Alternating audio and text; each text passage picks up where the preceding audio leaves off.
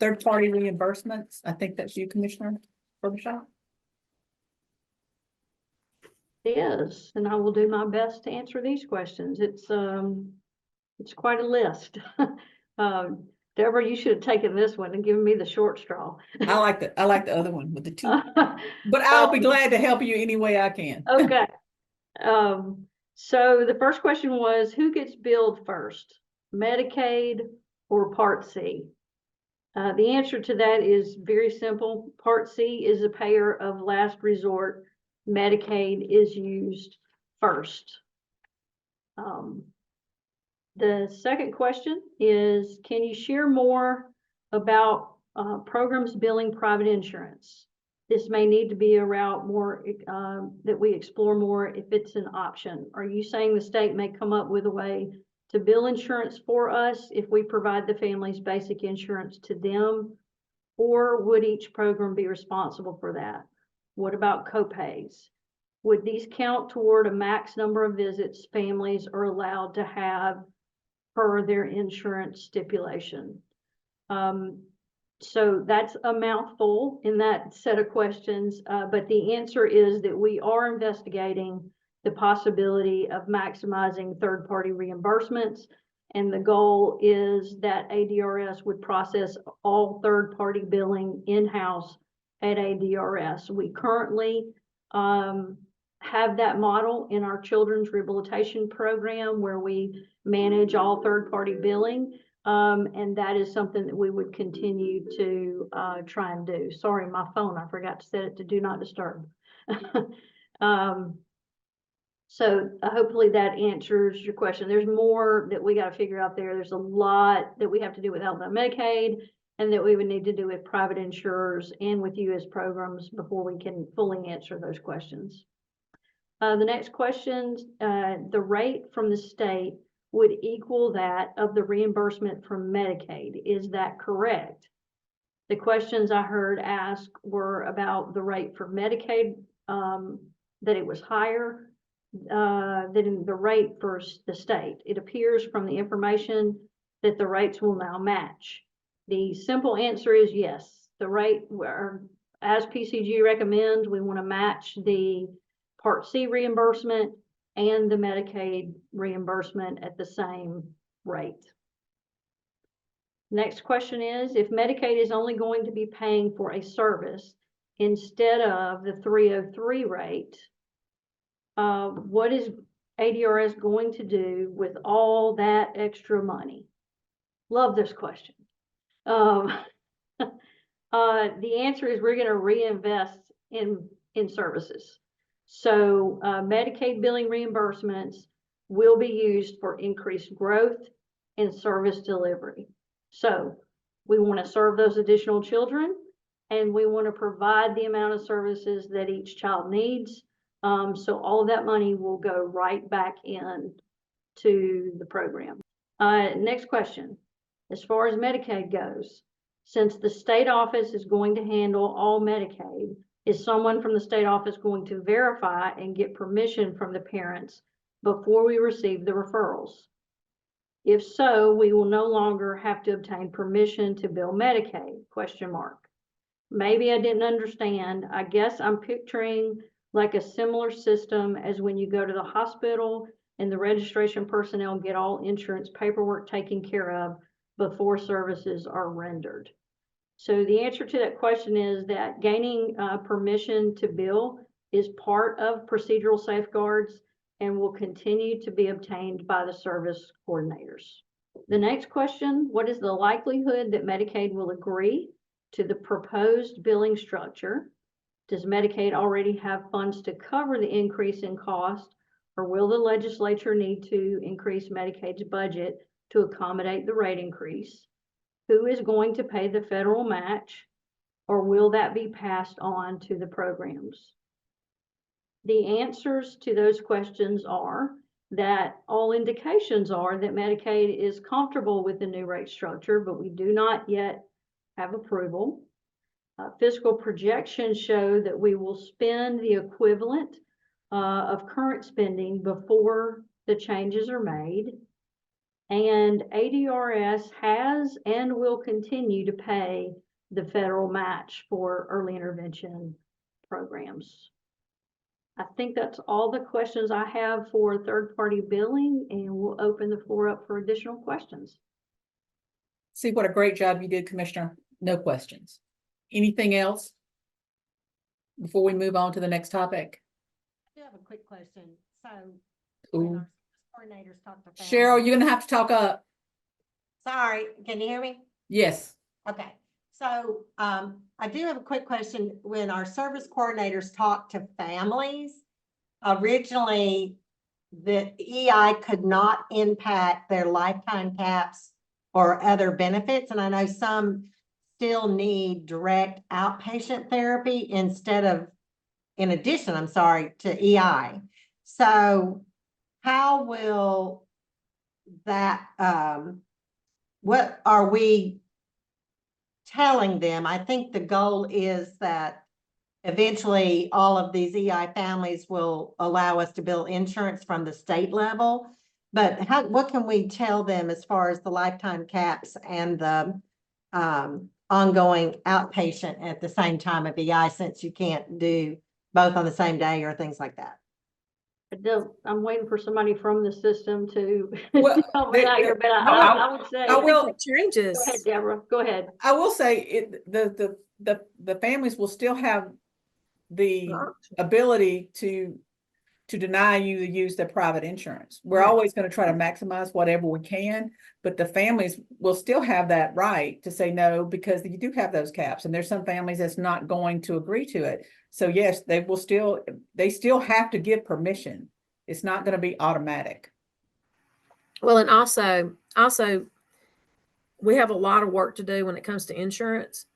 So, I mean, we will still continue to do the procedural safeguards and get the permissions from the families, but I don't think we're there yet with the insurance piece. So there's a lot of work before we ever get to that point. So that was my question that Cindy just asked as well. You know, the rates from Medicaid and things are good, but I agree. What is the percentage now that we'll have to take off if we go to the third party billing? You know, how much are we going to lose from that top? And was that factored in? Just real quick, that would be the revenue piece as far as the Medicaid option that you were receiving. And that was not taken into account. Again, we were looking at programmatic costs, not revenue, in order to be able to build that rate. All right, Shay, I don't think that answered her question, because I understand the rates, and now you're setting it up as the rates would be very similar or the same for Medicaid. But currently, when we bill Medicaid, the state takes 30-something%. We don't take 30-something%. We pay the match, so you're drawing the funds. Okay, so Nope. we bill 50 or 75 and receive 56. So Is it going to again, be the same? I'm Are sorry. we going to bill 126 and receive 90-something? So currently the discussion is that we will be billing Medicaid at the state office level, not at the program level. Okay.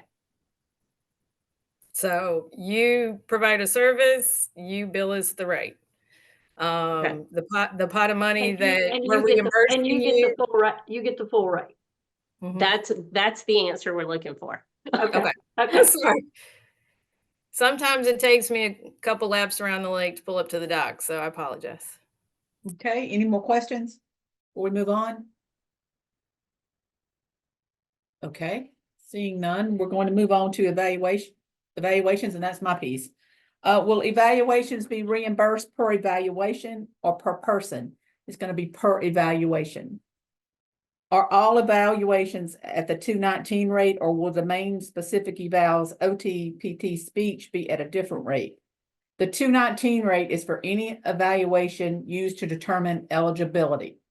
So if you use a domain specific to determine eligibility, you still get that rate.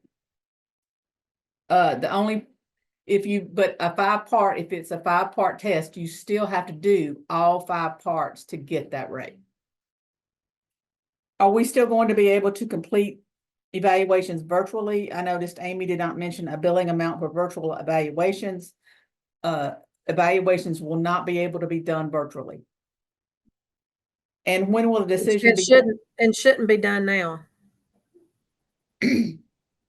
When will a decision be made if Alabama changes the evaluation requirements from 2 evaluators to 1? A decision has not been made to move to just using 1 evaluation tool. Any questions?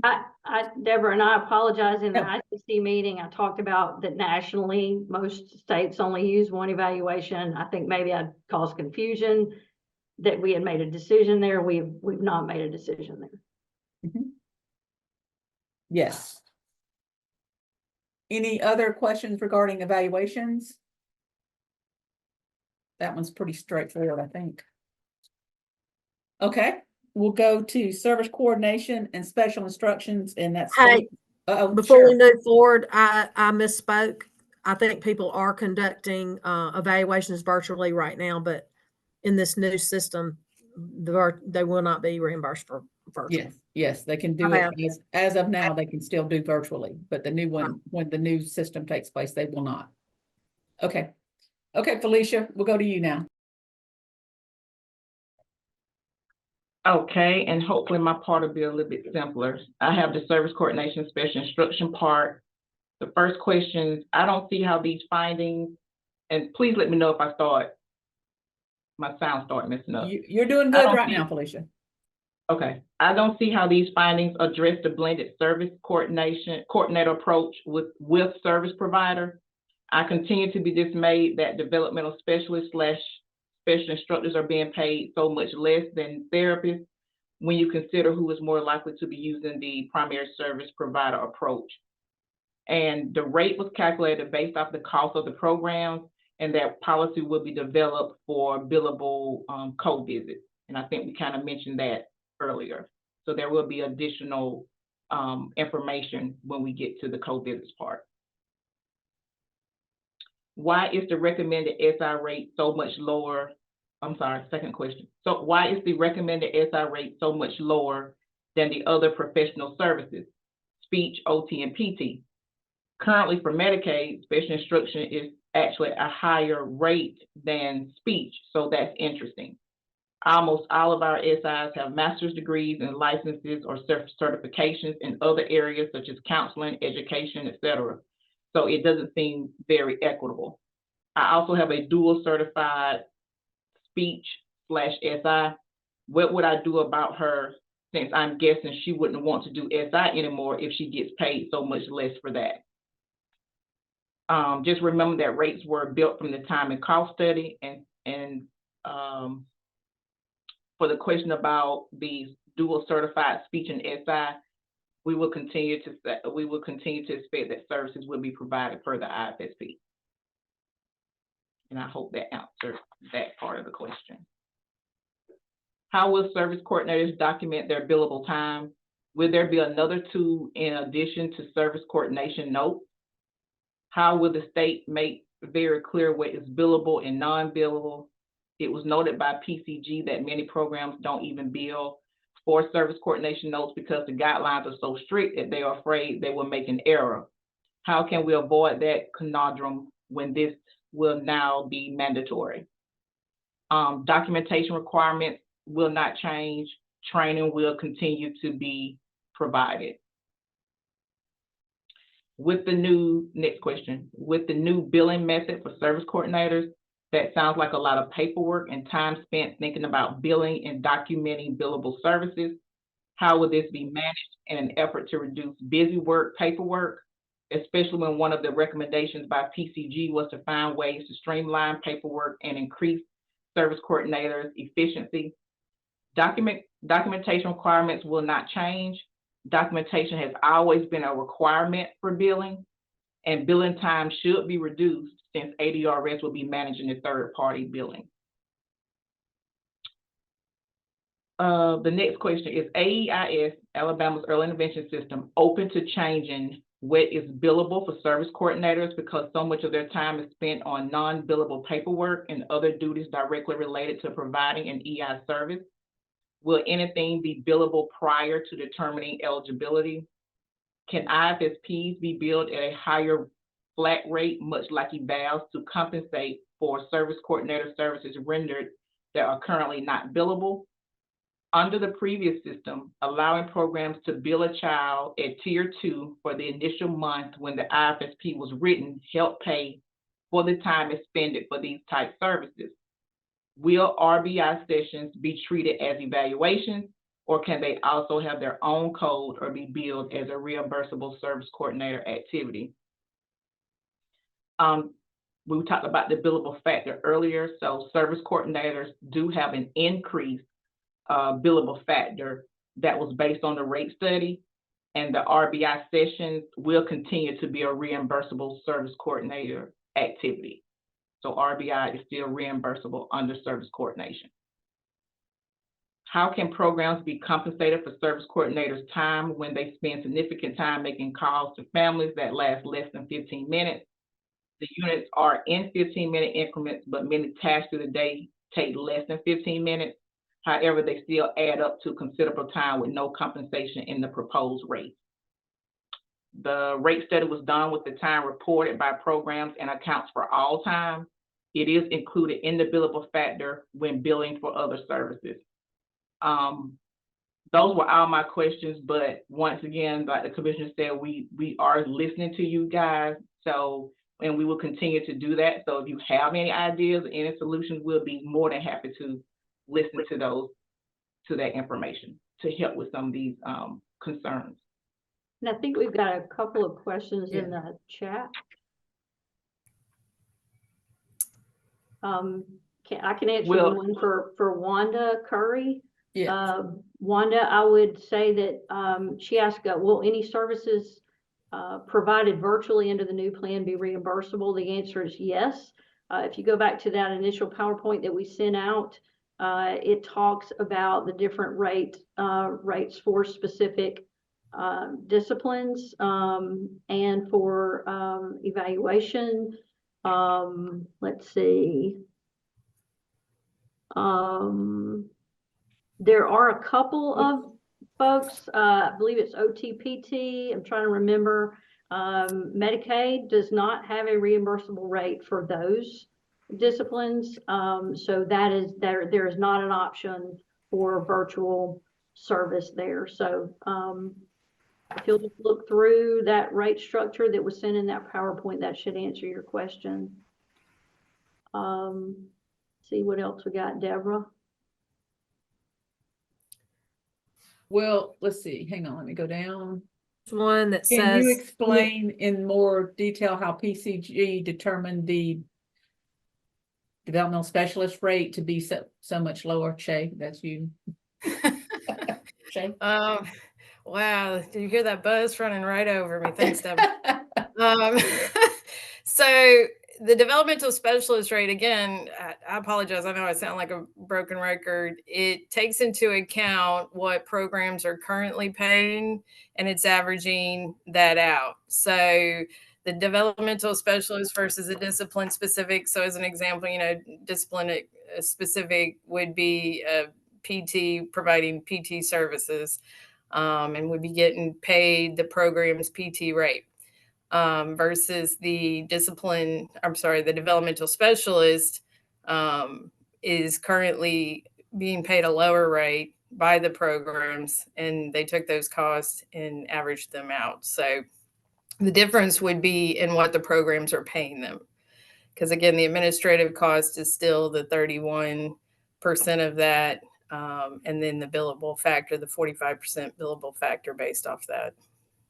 So those things don't change, just the actual direct service salary and fringe. Okay, this is Abby. That was my question. So like the state has a vendor rate that they pay contract providers, but that's the same regardless of disciplines. So like as a program that doesn't have employees as providers, but has contract providers, that would affect us differently. Excuse me. Go ahead. I was just gonna say, you're talking about the EI vendor rate. We are still working on that piece, but we kind of anticipate that cost will be the cost to provide the service minus the billable factor. So do you think that will be different then for developmental specialists and discipline specific? Because right now it's just one rate for anyone. Do you think you'll split that up? Yeah, Yeah, sure. the recommendation is to have two separate rates, and that's listed in the PowerPoint. So you'll see the service coordination rate and the developmental specialist rate are two different rates. I meant developmental specialist and then discipline specific, just providers. Will the state have two different vendor rates for those? So the vendor rate, Shay, I'll let you jump in just a second. I think I'm. Yeah, go ahead. I'm over here choking on water. I apologize. Go ahead. So back to Shay's earlier question that she, I think, had in her section about are ER vendor rates subject to change? The answer is yes, they will change. I'll go ahead and tell you they probably, and I don't want to answer too much here, but they probably will look like the rates that are built minus the billable factor, because you don't have billable factor for vendors. So it's probably going to look something like that. We've got to go back and analyze that data, but it probably will look like the rate minus billable factor. Is that kind of what you were going to say, Shay? Yes, exactly. I'm just going to leave it there. Okay. I guess I just still am not understanding. I think maybe someone else asked this really, if we are kind of hoping to move toward the primary service provider model, and a lot of our families will have special instruction, there's not a lot of incentive for someone to be a developmental specialist if they're getting paid, in theory, less than they were currently with the new lower rate for developmental specialists. So I was just more wondering why their rate is so much lower than other discipline specific providers when they usually have similar amounts of training and experience. Well, again, it was based off what they are currently being paid by the programs. Right, So that's by a program, but not is. by the state, like not by a state vendor, right? Right, but the thing to remember between vendor rates and rates at the program level is that, excuse me, the vendor rate, I'm just buying an hour of service, right, from an accounting perspective. I'm not concerned with all of the additional costs on top of that hour. I'm just basically billing for an hour of service. Or you're billing, I'm sorry, am I saying that right? I'm paying for an hour of service. I'm not paying for the additional 1.23 hours on top of that goes into that hour. Right. But, as a program director, I'm concerned about paying my developmental specialists, a fair rate. And if we're not reimbursed, in theory, if I take the new proposed rate minus the billable factor, they might be making less than they currently are. So that's a hard one to understand when I'm looking at my budget. Okay, what I don't understand is are you saying you pay your contracts based on the EI vendor rates? Mm-hmm. Okay. So, I mean, we can talk about this more privately. I just thought others might have the question. Other smaller programs that mostly use contractors maybe were an anomaly. I know there are a few others, but I don't want to take up everyone's time if this is not for most people. well, and honestly, I'm processing. So that might be something that we need to come back to the group, because I think that that's something that might need to be unpacked. Because I want to make sure I understand it. It sounds, again, I understand your question, your concern, because you're paying them based off the vendor rate. And if the vendor rate's lower, but, and correct me if I'm wrong, but that sounds more of a programmatic decision that needs to be made at the program level as to what is being reimbursed to Right. the provider. So I'm trying to understand how the rate was developed so that I can understand that and figure it out moving forward. We can talk more about it privately. okay, yeah. Hey, and just a thought, Shay, it's not on the same thing, but I just realized that, I was talking about the conferences earlier. I just had a thought that the years prior when PCG was looking at it, all of the conferences were virtual. They didn't go back in person until after the PCG rate study. So did it really take into account on our budgets any money spent on the travel because we really weren't traveling because it was virtual? If they were looking at our budget specifically of what was on travel, there really Right. wasn't, because they were all virtual though, in that year that they were looking at our budgets. I'm gonna make a note. I'll go back to PCG to make sure we get the specific answer for you. I will say, I know we were from state office level, we were still paying conference registrations, things like that, even if it was virtual. So, I mean, there were still costs associated, even though we were doing things virtually. But I will ask as far as how that travel or lack of travel comes into play. Thank you. Mm-hmm. And this is Cheryl. I had a question a little bit different from Abby's, but and I'm sorry, it might be just me, but when Felicia was going through all those questions, I heard a whole lot of questions, and I did hear an answer here and there, but I guess they all ran together. Maybe she could go back through those question answer. But my concern is with service coordinators being asked to provide every year more and more paperwork and details. And I know we're trying to streamline, but employees are a little bit supply and demand. There's only so many finite therapists, so they get paid more. And there might be more people that in theory can do those other jobs, and so they get paid less. So if we're basing this rate on the average of what we're currently paying them, they're already underpaid, and we're asking them to do more, and we're having a rate that is trying to cover just an enormous amount of non-billables. So I think some of the points that in Felicia's questions that were being asked is, can we bill for some very specific IFSP or duties and make those billable now to help with what we're asking to try to get those rates up. Right now, that is a big concern for me, is how many units of service we're going to have service coordinators do to just cover their salaries. And we know that they're underpaid. So we're averaging up. Cheryl, can I jump in? Yeah.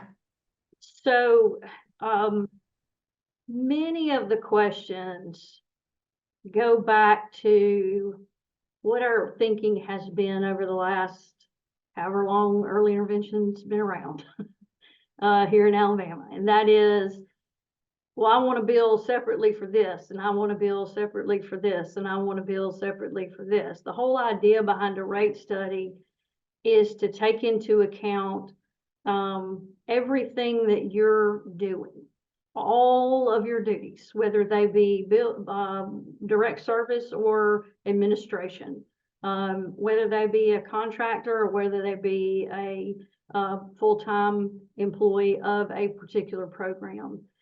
That is the idea of having an all-inclusive rate. To then tack on, I'm going to pay separately for this when that was in the rate, you would have to reduce the rate. And why would we implement a rate that includes everything and then start tacking on these additional items that are in the rate? All of those things were taken into account. So if you're paying a contractor more, for instance, PCG said, we're thinking of taking the contractor rates completely out of the rate decision-making. And we said, no, we don't want to do that, because 50% about, or a little less, of everybody that's providing an early intervention service or contractors, they're paid more. We need to leave that in because that needs to be in that all-inclusive discussion to make sure that we're covering the cost of those programs. So all of that was taken into account. Now, if you as programs are paying people who are providing early intervention services too little, that's a question, a larger systems question that we would need to address in future rate studies and discussions. But I will tell you, and I think I said this in the ICC, and I'll just repeat it again because I think it bears repeating. We compared these rates to similarly situated states who have fee-for-service. PCG did that for us to make sure that we were not too out of whack with what typical rates are. So we're not coming in low, you guys. We're actually coming in high in comparison. And we know, because most of you participated, that we're covering the cost of the provision of the service.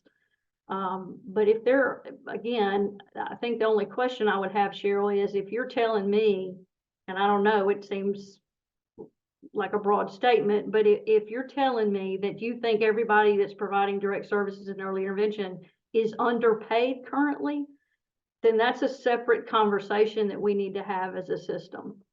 I do think to be able to stay in the black in the old system, we probably had to work our budgets and our salaries to that model. And I would like to have that conversation going forward, because I do think, and it's not just service coordinators. She mentioned the developmental specialists. There might be others that you said it with what we were doing, but maybe we could look at what we need to do in the future to have quality people. Our problem is the labor pool is so tight. We're trying to fill these positions. We're either having to pay extra, or we're getting less quality staff that don't get all the things we're asking them to do. And then there's a turnover, and it's affecting our turnover rates, which is a hidden cost. So I would like to have that conversation once we get through this. That at turnover rates, just so you know, are that was part of the discussion and part of the rate study. Your turnover rates were taken into consideration. We do know there is a workforce crisis in Alabama. It is why I sit on the workforce board and the workforce council. It's an overarching problem. It's not just early intervention. It is a system as a whole. Across the country, we're having workforce issues, particularly here in Alabama, where only about 57% of working age adults actually are in the workforce. It's a problem.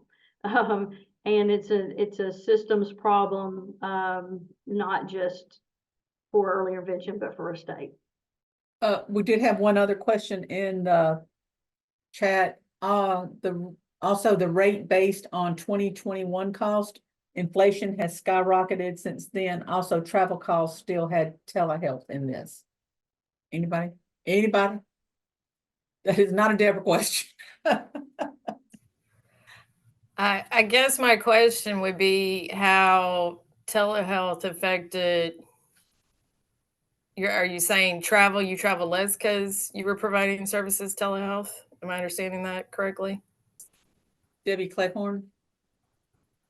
Yes, you wouldn't have had travel cost if you were providing telehealth. Okay. I'm going to add that to my question for PCG, and I'll get those specifics back to you, how they accounted for that. And the last question, what states are currently using fee for service? From the research that we've done, most states are using a fee for service. I don't think there are very many states that were operating like us, if any, on a rate, 3-tier or a tier rate system like we are. But most states are currently using some type of fee for service model. So off the top of my head, I know Louisiana is one of them. I believe Kentucky, New Jersey. Yeah, New Jersey. We can get you a specific list, but that's what I remember off the top of my head. And just real quick, I went back and reread the question about the 2021 cost and inflation. I do know PCG factored in inflation to those numbers. So that was accounted for. And back to the question about other states, majority of the states, like we said earlier, are fee for service. But I'll tell you specifically the ones that are fee for service resulting directly from PCG involvement. That's New Jersey, Delaware, Utah, Indiana, and New Mexico. PCG actually set all of their rates. Mm-hmm. Okay, any more questions? It's 12:15. I want to be cognizant of everybody's time, but we also want to answer questions, any questions that you have. Do we want to set a time for another meeting or just get back with the members and about a meeting? Why don't we just go back and look at the questions that we have, and there's lots of, and there's answers that we have to get. So why don't we get those answers and just come up with a possible time for another meeting, and just kind of, the one thing I know, and I've told all the programs, the DMH programs that I've talked with, is we've got to keep an open line of communications, because, you know, all the questions need to be answered, because this isn't going to work unless we're all on the same page, at least so that we all know what's going on. So why don't we just kind of look at what the other needs are, the future needs are for getting information out, and then we can get back with anyone. And Karen Jessup just said, can someone show us a balanced budget for an average agency? I don't. No, short answer, no. Every program's different. How their business structure is different. So to show an average budget at the program level, that would be extremely difficult, as well as I don't really like to, even as hypotheticals, put out other programs' financial information. So ultimately, the programs, and I can't stress this enough, need to be talking with their fiscal folks to make sure that everybody understands the discussion.